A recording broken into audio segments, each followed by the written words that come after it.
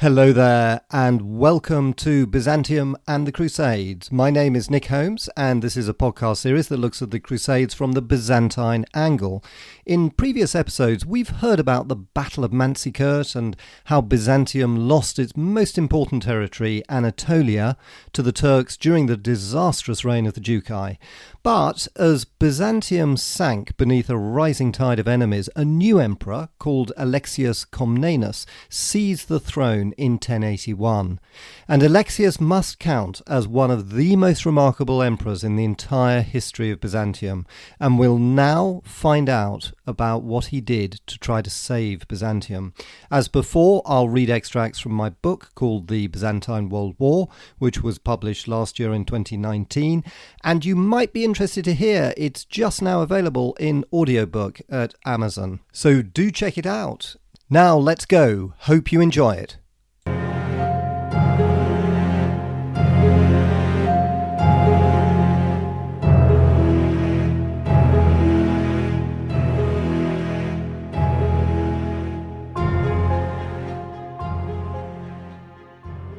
Alexios Komnenos was one of the most fascinating of all Byzantine emperors. His daughter described her father thus, quote, "His dark eyebrows were curved, and beneath them the gaze of his eyes was both terrible and kind. When he came into a gathering and began to speak, you were conscious from the moment he opened his mouth of the fiery eloquence of his tongue," end quote. Although it is true Alexios was a man of remarkable energy, determination and resourcefulness, even he could not hold back the rising tide of enemies bursting into the empire from all sides in the 1080s. When he seized the throne in 1081, the empire was on its last legs. Not only were the Turks overrunning Anatolia, but he was immediately confronted by a major Norman invasion of the Balkans. Robert Guiscard, the Norman conqueror of Byzantine southern Italy, crossed the Adriatic with a powerful army and laid siege to the Byzantine stronghold of Dyrrhachium, which is Durazzo in modern Albania. Constantinople was his target. Claiming that he wanted to restore the dethroned Emperor Michael VII, who had retired to a monastery, he paraded a monk dressed as Michael VII. Alexios had no choice but to meet him in battle. Therefore, in September 1081, Alexios marched west with what was left of the Byzantine army. This force bore no resemblance to the army that Romanus Diogenes had taken to Manzikert. The Byzantine units were a low-grade feudal force and their military effectiveness was poor. Alexios was dependent on mercenaries, mainly the Varangian Guard, but also Turks and Pechenegs. The battle became something of a reenactment of the Battle of Hastings in 1066 between the Normans and the Saxons. This was because the core of Alexios' army was the force of Varangians, who were mainly Saxon at this time, consisting of thousands of warriors who had fled Norman England after the Battle of Hastings. The main contest was a bloody slogging match between Robert Guiscard's Norman knights and infantry with the Varangian Guard. The Normans won the day, and the Byzantine army was routed with the complete slaughter of the Varangians. After this devastating defeat at the Battle of Dyrrhachium, many emperors would either have given up or been overthrown by their own people. But Alexios' hallmarks were his tenacity and political cunning. First, he created a clever diversion against the Normans by persuading the German Emperor Henry IV to invade Norman Italy. This caused Robert Guiscard to return to Italy, passing command of the invasion force to his son Bohemond. Then Alexios adopted Turkish tactics against the Normans. He avoided battle, instead wearing them down through skirmishing and ambushes. By doing this, he managed to slow down Bohemond's advance through modern-day Albania. When the Normans reached Macedonia and northern Greece, he strengthened the garrisons in the key towns and cities like Ohrid and Larissa, which held out in long sieges. The mountainous Macedonian countryside, dotted with Byzantine hilltop forts, also made progress for the Normans difficult. The Norman offensive petered out in 1083. There is also no doubt that one of Alexius's greatest gifts was luck.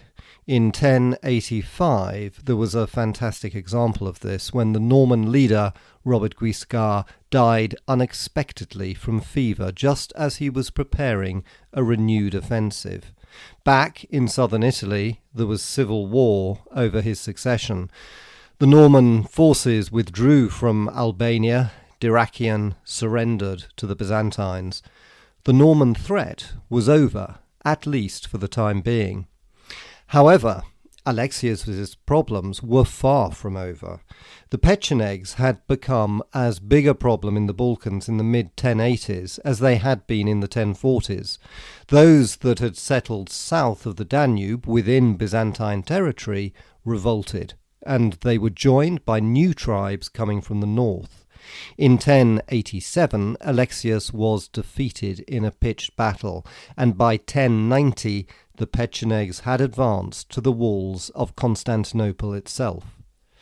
The Pecheneg threat was compounded by the collapse of Alexius's strategy in the east.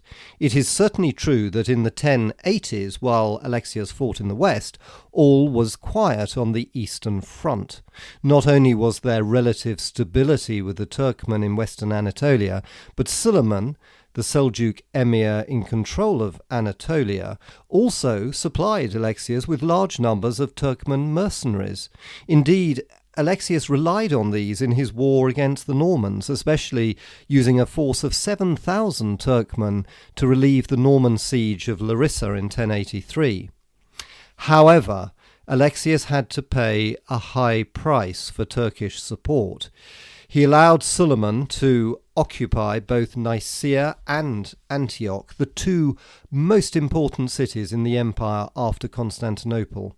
This worked well in the short term, but in the longer term it was disastrous. Although Suleiman remained true to his alliance with Byzantium, when he died in 1085, the treaty broke down. His successor, Abul Qasim, started to raid Byzantine territory. In 1090, he captured Nicomedia, the capital of Bithynia, only 50 miles from Constantinople itself. The end of the alliance with the Turks in Nicaea was made doubly difficult for the Byzantines by an extraordinary new Turkish threat. This came from a Turkish emir called Chaka, who took the Byzantine city of Smyrna on the western coast of Asia Minor in the late 1080s and proceeded to do something that the Turks had never done before, to construct a fleet. As if having the Turkish hordes baying at Constantinople from just across the Bosphorus wasn't bad enough, there was now this threat of a Turkish naval attack on the capital as well.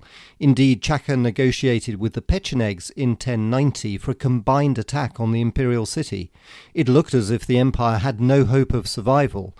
During the winter of 1090 to 91, Constantinople was besieged by the Pechenegs on the land, while Chaka threatened the city with an attack from the sea. Byzantium was on the brink of annihilation.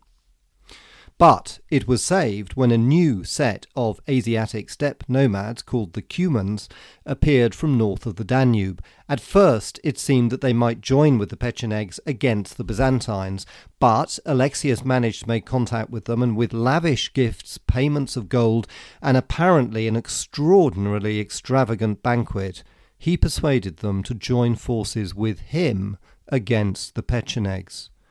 At the foot of Mount Levunion in Thrace, 40 miles south of Constantinople, the Pechenegs were decisively defeated by a combined Byzantine and Cuman force on the 29th of April, 1091. The slaughter of the Pechenegs was so devastating that it made a deep impression on the Byzantines. Quote, "An entire people numbering myriads was exterminated on a single day," end quote, Alexios's daughter Anna Komnena wrote. In the streets of Constantinople, unable to believe their good luck, the people chanted, quote, "All because of one day, the Pechenegs never saw the month of May," end quote. However, Chaka's maritime threat continued after the Pechenegs were defeated. He continued to raid the Aegean islands in the 1090s, completely disrupting maritime trade.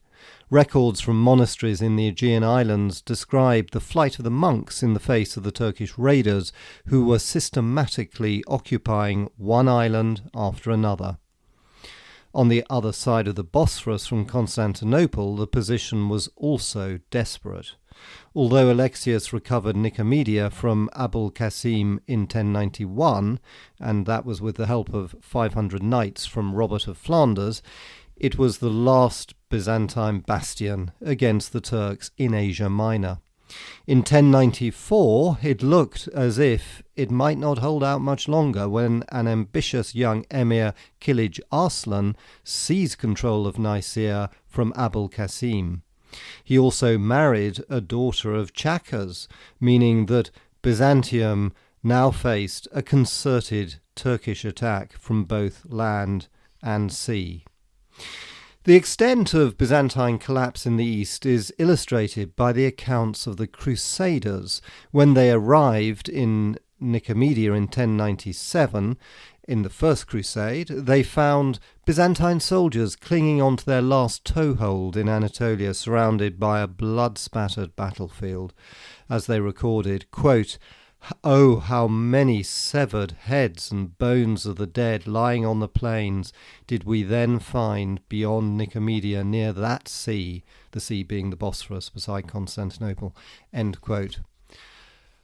Although Alexios had managed to stem the Norman and Pecheneg onslaught in the west, his complete failure to hold back the Turks in the east led to growing dissatisfaction with his rule. In 1094, there was a conspiracy against him. It was led by none other than Romanus Diogenes' surviving son, Nicephorus Diogenes. He was the only person who could claim imperial descent, having been born in the purple, as the Byzantines called it, when his father was emperor. In addition, like his father Romanus Diogenes, he was handsome and dashing and inspired respect, as Anna Komnena described. Quote, "He was physically strong and boasted that he rivaled the giants, a broad-chested, blond man, a head taller than others of his generation." End quote.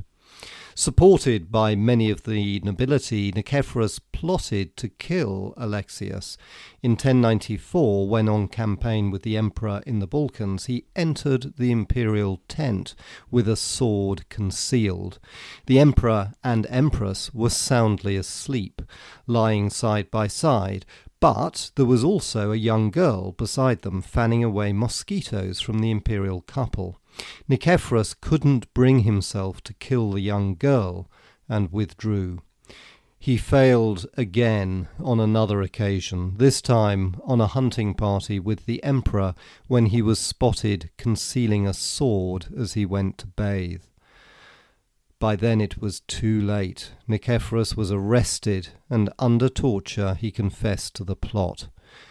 Alexios was nothing if not decisive. He immediately implemented a Stalin-like purge of the army and government. In traditional Byzantine fashion, Nicephorus Diogenes was blinded, just like his father Romanus, but apparently he survived for several years. Others involved in the coup were also blinded. Many members of the old aristocracy were exiled to monasteries or removed from their positions. Even Alexios's own family weren't spared. His brother Adrian, who had commanded the western armies and tacitly supported Nicephorus Diogenes' plot, was stripped of his rank and exiled to a monastery.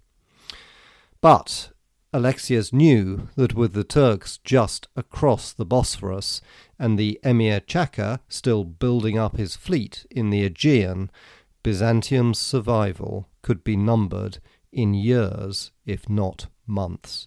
He had to find help from somewhere, and the only place that he could look to was the West. But a call for help to the West was made difficult by the long history of tension between the Pope in Rome and the Patriarch in Constantinople.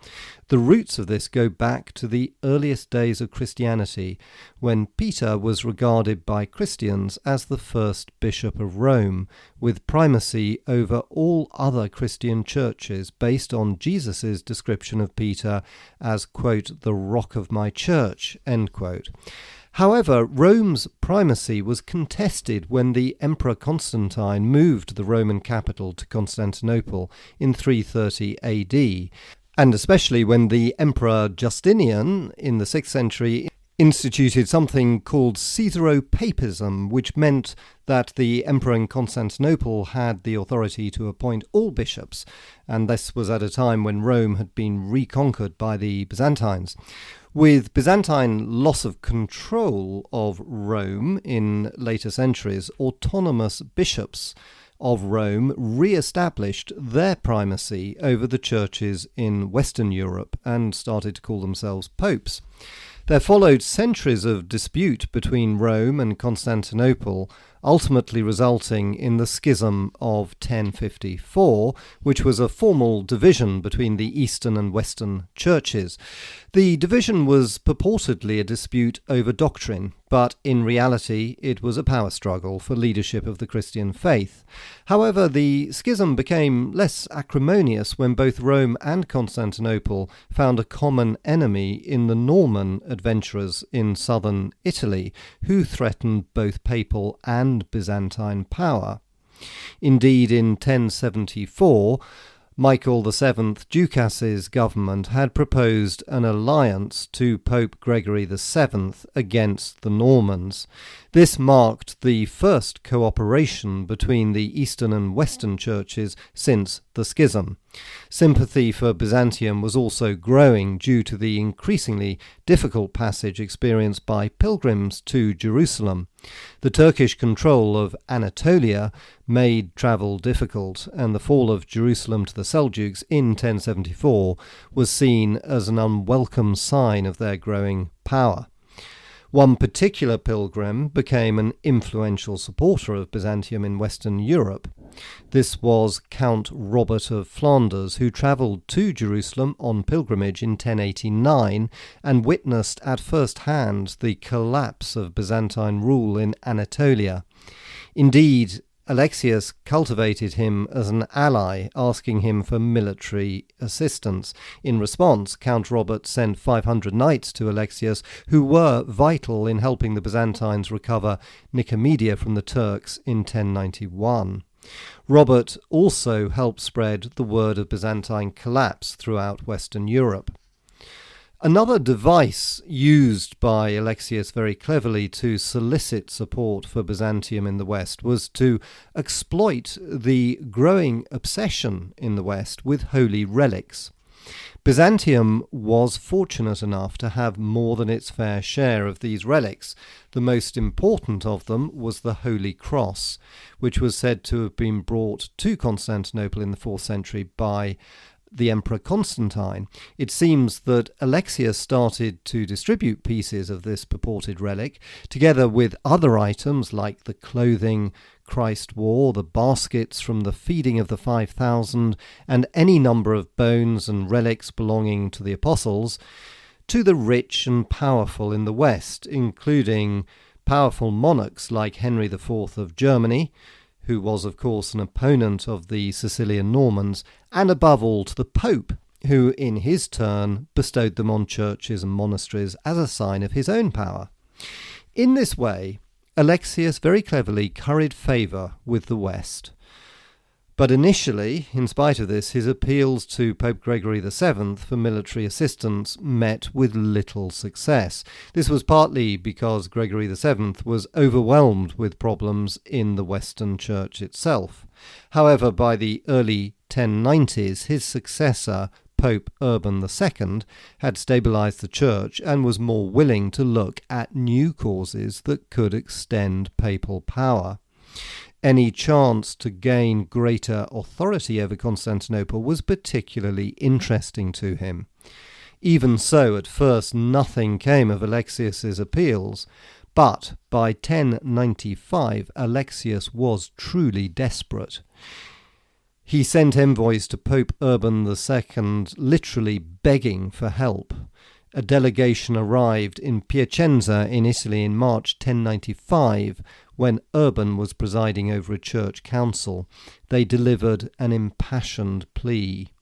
Quote, "An embassy of the Emperor of Constantinople came to the synod and implored his lordship the Pope and all the faithful of Christ to bring assistance against the heathen for the defence of the Holy Church, which had now been nearly annihilated in that region by the infidels who had conquered as far as the walls of Constantinople." End quote. This time, not only was Urban genuinely shocked and worried by the triumph of the Turks over the Eastern Christians, as he called the Byzantines, but he also saw an unmissable opportunity to extend papal authority over Constantinople. His response to Alexius would shake the world.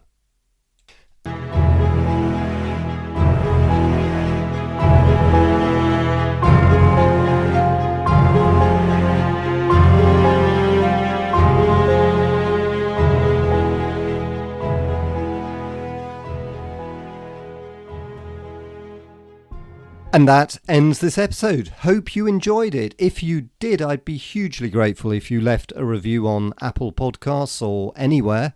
Thank you so much. I really, really appreciate it. In the next episode, we'll hear about how the First Crusade began.